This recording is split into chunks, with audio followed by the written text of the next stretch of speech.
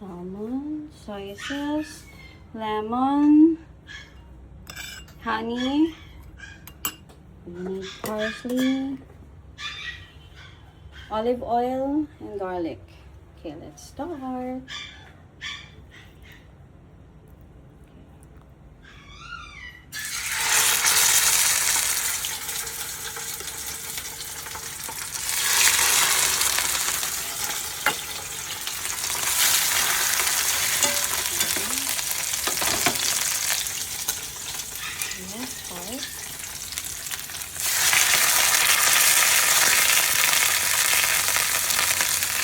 I put the garlic na, and this is the salmon.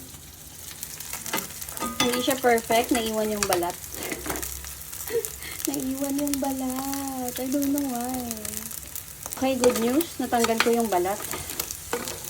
Natanggal ko yung balat. Good news. So yes, ganyan yung itsura niya, pero hindi dapat ganyan. Nalagay ko na yung soy sauce. I'll put the soy sauce.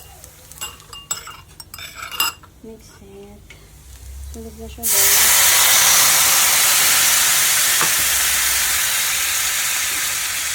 So I mix the soy sauce. So I put the sugar cane to that, and this one, and lemon, and ano ba nilagay ito? Honey. Kahit ganyan, mabango naman, okay naman. Ibabalik ko na yung salmon. May iba pang nakadikit. Okay. Lalagay ko na to. Medyo nadurog lang siya. So, ganyan yung itsura niya. Medyo horror. I'll put the parsley. Baka expired na to. I need to check. Here's the parsley. I hope masarap to. Ang daming parsley. Okay. So, ayan na. Pinaliktad ko na siya. I hope masarap to.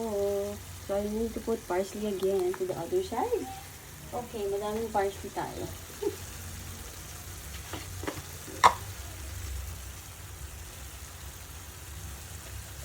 Okay. That's it.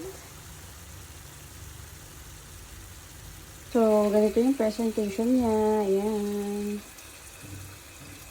And then yung I have black rice with quinoa, steamed squash, and that's a salmon. Ayun yung balat.